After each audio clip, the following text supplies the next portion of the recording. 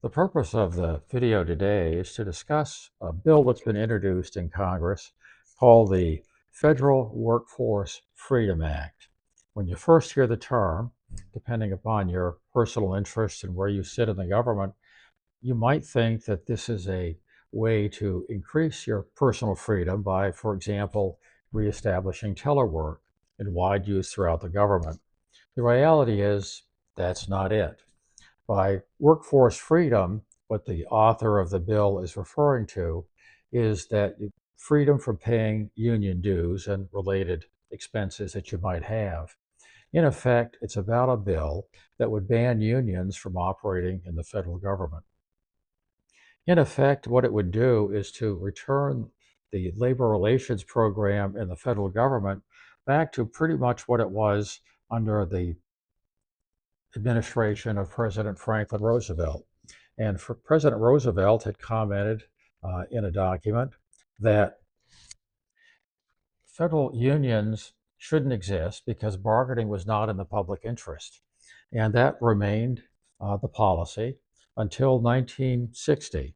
And in 1960, what happened was President Kennedy was elected. John Kennedy ran for president against Richard Nixon. Very close election. Less than 0.2% of the popular vote resulted in John Kennedy becoming president. Part of the reason he won, supposedly, was because of actions by labor unions, such as or labor organizations like the AFL-CIO, that helped turn out the vote in cities such as Chicago.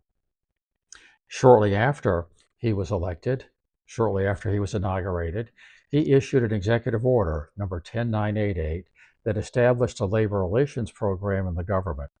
That was modified a little bit by President Nixon in 1970. And what President Nixon did was basically clarify what could be bargained, what couldn't be bargained. Unions still didn't have the right to strike, to engage in picketing, etc. The big change came in 1978.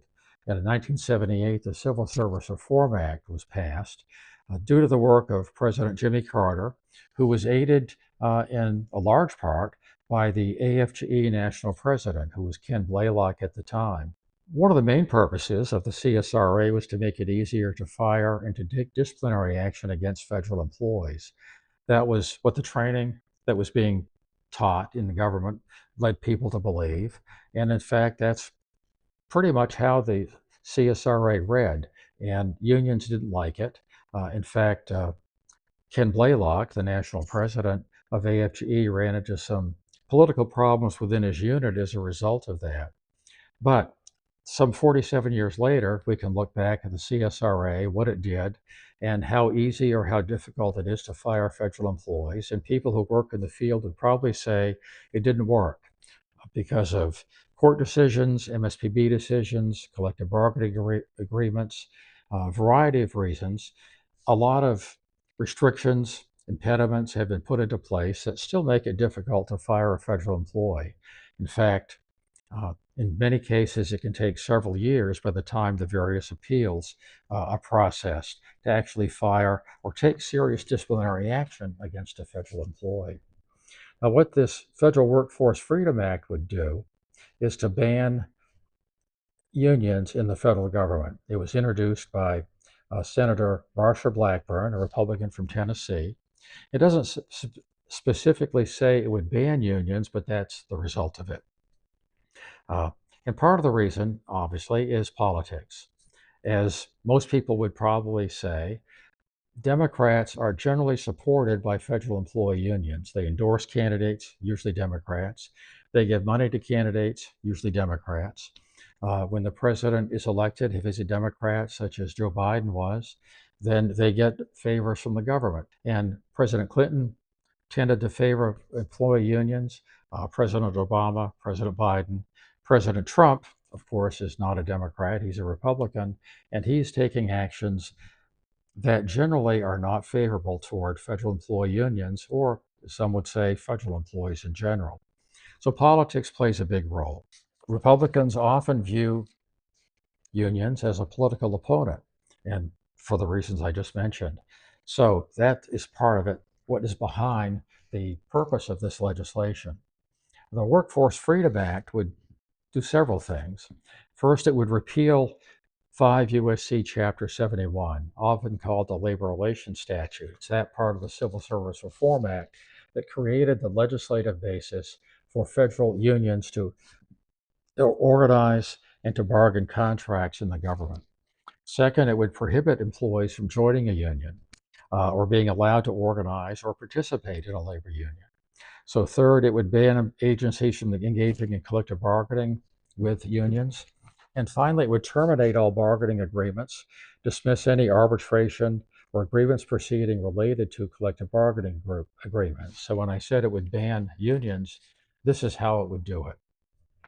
Now, what are the stated reasons for this?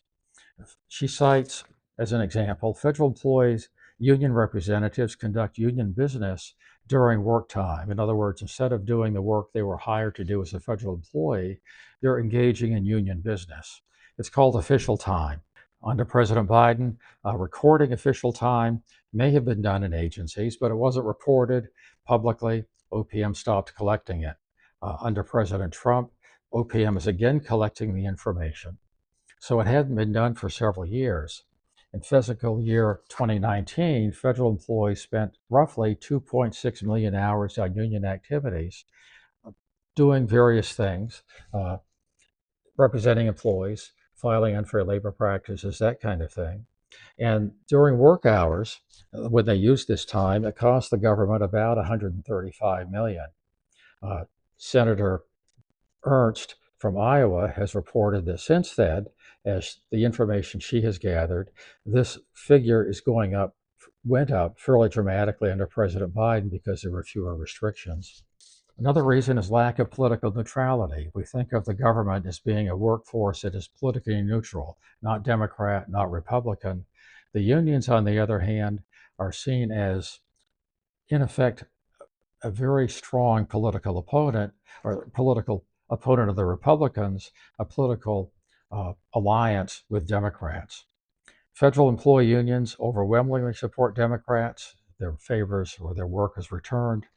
The federal government, in effect, acts as a bill collector by collecting dues from federal employees and forwarding the money to unions. Taxpayers are paying administrative costs, and public sector unions impede government efficiency, responsibility, and accountability. That's what she wrote in her press release. On the other hand, is there a good chance of this bill passing?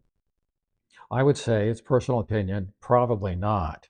But on the other hand, if you looked a year or two ago, if somebody had said President Trump will win and he's going to take the various actions in the federal workplace, such as banning telework, firing probationary employees, eliminating DEI offices, most people probably would have said that's not going to happen. It did. So you don't know what's going to happen in elections. You don't know what's going to happen in politics. This bill is sitting in Congress now. It has been proposed. We'll see if it has any significant chance of getting passed over the next term of this Congress.